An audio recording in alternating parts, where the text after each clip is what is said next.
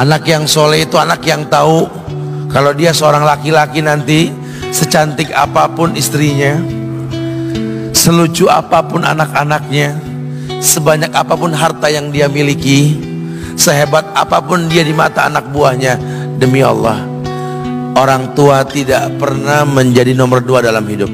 Ini banyak orang yang suka salah ini. Cuma gara-gara dunia, orang tua panjang mata menanti kedatangan anak. Jangan ya. Jangan. Anak yang soleh tahu sekali, sampai kapanpun ibumu, ayahmu, sampai kapanpun. Dunia nggak membuat dia lupa ada berkah keramat dunia hidup di atas muka bumi ini. Dia nggak repot datang ke makam-makam para wali. Orang tua nomor 1 yang dia temui. Ini orang hebat. Ini banyak di antara kita makam-makam didatengin, di mana saja didatengin, ngalap berkah. Orang tua panjang mata, berlinang air mata menanti, mana anakku? Mana pohon yang pernah kutanam? Mana pohon yang pernah kurawat? Kudengar dia sudah mulai berbuah, ingin kurasakan buahnya. Berani mengeluarkan dana jutaan untuk hal-hal yang gak disyariatkan. Ini orang tua panjang mata. Rela nggak rela, orang tua kita akan mendengar dan melihat. Ma, aku pengen nikah, aku pengen berkeluarga, ma. Ya orang tua ya seneng lah. Cuma kalau inget metik buahnya belum terasa, ya ada perasaan kayak gimana gitu loh. Karena dia tahu setelah ini dia akan menikah, bahwa anak orang ada kehidupan yang berbeda yang bakal dia rasa. Orang tua makin hari makin rentan, bukan makin seger. Yang perempuan dibawa orang, ya Allah. Baru kemarin perasaan mainin poni, ini anak perempuan kita, betul. Baru kemarin mainin kepangan rambutnya, ya Allah. Ya Allah, baru kemarin perasaan saya titah dia, titah, ya Allah. Belajar jalan, bisa berlari bawa sesuatu, coret-coret tembok, aduh masya Allah. Sekarang udah gede, dibawa orang, ya Allah, masya Allah. Yang laki dekat sama mamahnya. Baru kemarin tangan mungilnya kita tuntun, kalau kelepas dia nangis, betul. Sekarang tangannya keker besar, tangan ibunya keriput, betul. Mau nangkep tangan anak pun sudah mulai susah. Membawa anak orang datang dengan gagah, cium tangan, cipika-cipiki, udah. Ma, kita jalan dulu, Ma ya. Udah mama, udah. Digandeng tangan kekasihnya, dirangkul pundaknya. Ini anak laki ndak tahu ibunya kayak diiris-iris jantungnya. Dia lihat tangannya yang keriput, ya Allah. Udah berapa lama tangan ini nggak dibawa sama anak ini? Udah berapa lama tangan ini nggak digandeng sama anak saya? Kita merasa bangga akur merangkul istri kita, ibu kita ngelihat pundaknya. Udah berapa lama pundak ini nggak dirangkul seperti itu, ya Allah. Dulu aku berdandan secantik-cantiknya, ku dandankan anaknya, ku bawa di hadapan kawan-kawanku, bangga anakku. Tapi dia tidak pernah berdandan rapi membawa aku ke hadapan teman-temannya. Lihatlah ibuku, ibunya sudah kebayang, ya Allah, ini anak bakal minta nikah sebentar lagi. Yang wajar kalau orang nanam pohon pengen metik buah, wajar. Ini buah belum terasa, pohon sudah mau dibawa. Kebayang tidak? Ya Allah. Mulai dia kebayang. Sehingga rasa-rasa seperti ini menjadi tumpukan rasa di hati orang tua kita, yang nanti pada akhirnya dia pun bakal kembali ke hadirat Allah, kita pun bakal kembali ke Allah, betul? Sementara yang namanya kemuliaan datang dengan cara sabab yang benar. Ridallah fi ridal walidain wa sukhtullah fi sukhtil walidain. Ridha Allah ada di ridha orang tua, murkanya pun sama. Karena semua ibadah yang dia lakukan berujung pada surga. Dan yang paling gampang ketika dia mau menaklukkan dunia, demi Allah, berkah orang tua dulu yang dia ambil.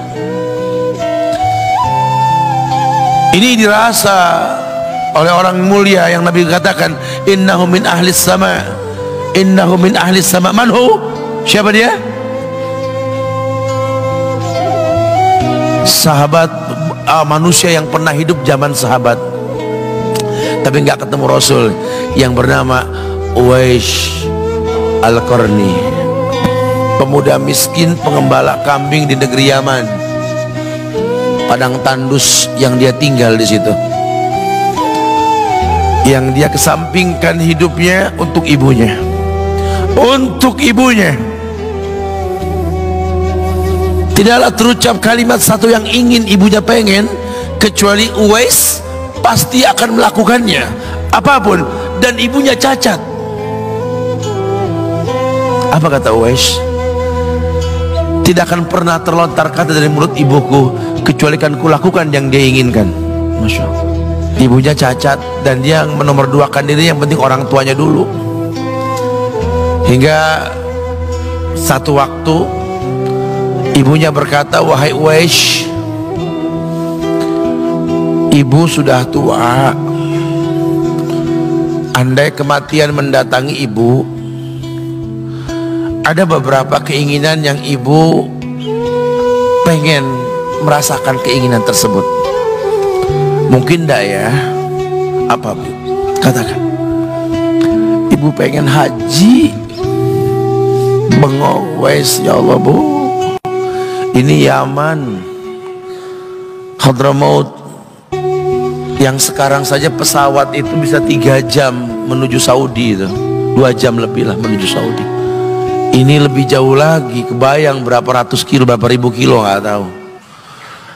Ya baiklah ibu, kata Wes, aku tidak pernah menolak permintaan ibuku, tapi kali ini aku tidak bisa menjawab karena mikir gimana caranya ini. Apalagi dia seorang pemuda yang punya penyakit sopak, ada tanda-tanda putih di bagian badan itu kayak pano besar gitu. Udahlah, terserah gimana nantilah. Yang penting ini nomor 1 dalam hidup ini.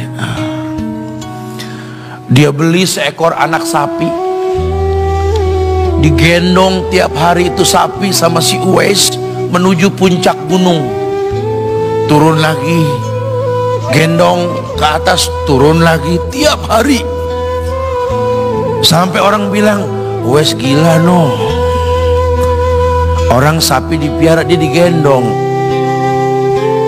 tiap hari naik gunung yang tinggi, sampai nggak berasa dikatakan 8 bulan dia lakukan itu, sehingga terbentuklah fisiknya yang bagus karena olahraga tiap hari bawa itu sapi. Dan sapi itu makin berat, dalam hikayat dikatakan sampai di atas 100 kilo itu sapi. Kemudian dia tetap gendong ke atas dan dia yakin, bismillah saya yakin, sampailah bulan haji, ibu naik ke pundakku, digendong ibunya dari negeri Yaman. Subhanallah, gak ada yang gak mungkin. Lihat, dibawa ibunya ke Mekah, bertawaf di Ka'bah, dunia menyaksikan. Bahkan hikayat mengatakan dia sempat bertanya kepada sahabat Abdullah bin Umar, aku telah menggendong ibuku dari negeri Yaman menuju Mekah, bertawaf di Ka'bah ini, sudahkah aku membayar jasa ibuku? Apa kata sahabat Abdullah bin Umar? Bahkan satu hentakan napas pun ketika melahirkanmu belum terbayar. Bahkan satu hentakan napas pun ketika melahirkanmu belum terbayar. Dia selesaikan tawafnya, dia selesaikan tawafnya. Selesai tawaf, dibawa ibunya ke makam Ibrahim untuk sholat 2 rakaat. Selesai sholat, dia angkat tangan, dia berdoa kepada Allah, ya Allah, ampunkanlah ibuku ya Allah, ampunkan ibuku ya Allah. Masukkanlah dia ke sorgamu ya Allah. Masukkan dia ke sorgamu ya Allah. Ibunya berbisik, Uwais, sudahlah, mintalah pada Tuhanmu ampunan untuk dirimu dan sorga untukmu.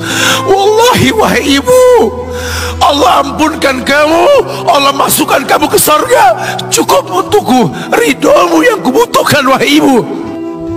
Lihat, manusia saleh, hasil doa Rabbi habli minas salihin. Lihat, makanya ketika Nabi mengatakan innahu min ahli sama, ini manusia penghuni langit, Umar, Ali, temui Uwais.